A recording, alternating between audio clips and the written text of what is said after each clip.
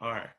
Hi, my name is Dylan Foreaker, and I work with Alex Gatto and Joseph Gaynor on the Philadelphia Flyers organization for our project about managing sports organizations. Overview about what we will be talking about in our PowerPoint. Basically, the Philadelphia Flyers history, the origin on how they got their name, as well as talking about the 2 championships they won and their organizational structure, as well as members of the organization from the CEO all the way down to little things like assistant coaches, trainers, all that. And the revenue expenses is a big one we mentioned. Results, I meant, in their previous years. Also, their charities, the Flyers Wise Carnival, the Gritty 5K is something new they introduced this year, as well as the 50-50 raffle at the games that then and the Philadelphia 76ers hold at the Wells Fargo Center. Also, last but not least, we added COVID-19 talk and concerns and how it impacted the last season that just passed. The Philadelphia Flyers are one out of 30 of the professional hockey league franchises located in the city of Philadelphia, Pennsylvania. In 2020, as I said, they made it to the Eastern Conference semifinals, losing in 7 games to the New York Islanders. They were created in 1966 by Mr. Ed Schneider and didn't really make it to the league until the following year, 1967-68 season. Added to the league in 1968. Ed Schneider, the owner, came up with the name. Also, we won 2 cups back-to-back in 74 and 75. Now, a keynote first expansion team to get organized the fastest and get players and coaches and win the cup the fastest. That's pretty neat.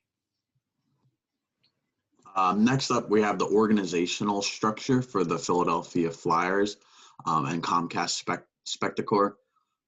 So at the top, we have the chairman and CEO. Right under him, we have the president of business operations and the president of hockey operations. Following those 2 positions, we have the executive vice president and GM, which is the same position or held by the same person. And then following that, we have the head coach.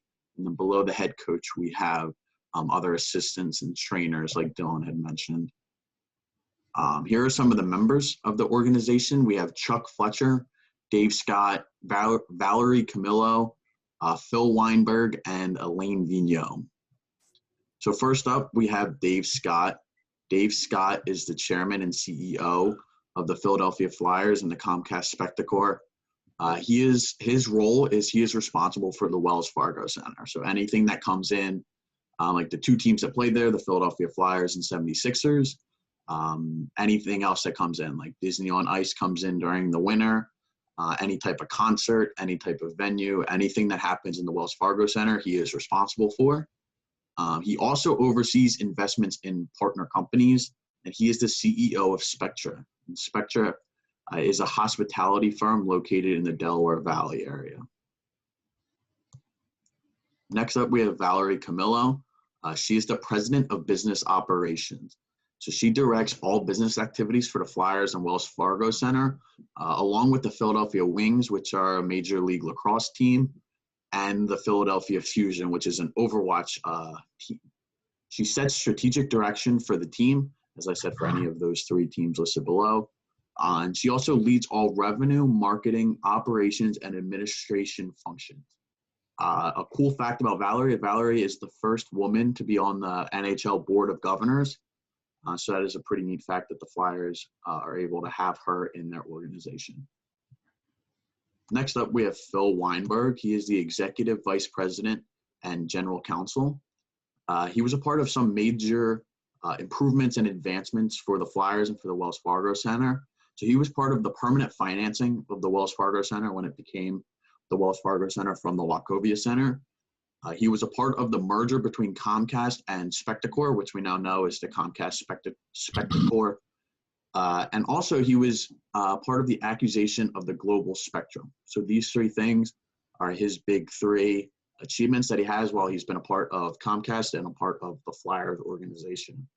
So his big job nowadays is he handles the legal operations that deal with the Flyers and the Wells Fargo Center. So anything that happens with the Flyers, anything that happens with the Wells Fargo Center, like I said, any concerts, Disney on Ice, any sporting event, that is his job to handle that. He also oversees human resource functions for the Flyers and for the Wells Fargo Center. And he serves as a key advisor to Dave Scott, which we said was the chairman and CEO. Next up, we have Chuck Fletcher. So Chuck Fletcher is the president of hockey operations and is the general manager of the Philadelphia Flyers. He is in charge of all hockey-related decisions that happen with the Philadelphia Flyers. His main duty is to put a team on ice to compete in the National Hockey League. He helps with hiring and firing of coaches, and he works on trades and signings. So his job is to find those players that during free agency are available. He meets with them, offers them contracts. He also works on any sort of trades with other GMs around the league and any sort of coaches. Like we said, like the head coach, assistant coaches, trainers. His job is to hire and fire those when they're doing a good or bad job.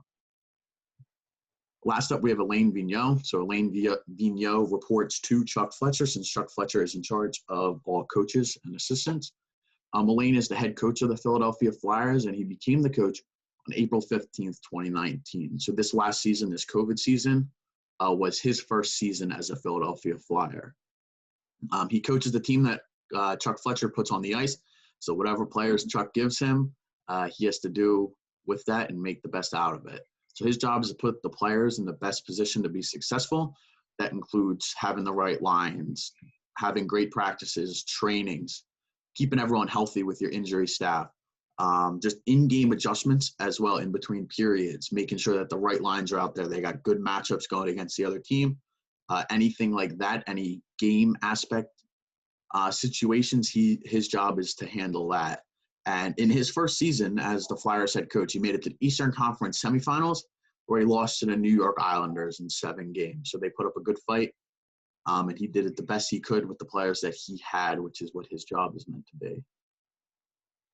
Now on to revenue that the Philadelphia Flyers this season and previous seasons as well.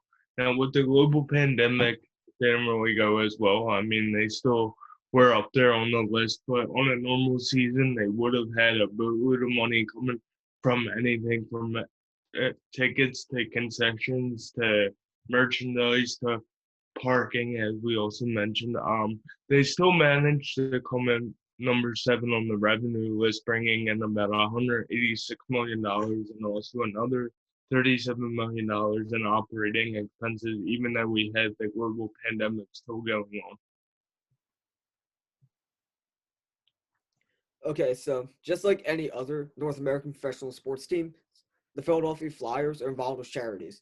So like examples of charities that like they have are the Flyers Wives Carnival, run by the wives of the players. The first one was in 2020. Another charity that they have is the Gritty 5K, an annual 5K run.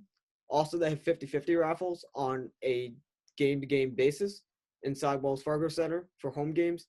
And also, with the COVID-19 pandemic, them and the Philadelphia 76ers, whom they share the Wells Fargo Center with, help donate money to Phil Abundance, helping with hunger in the Delaware Valley region.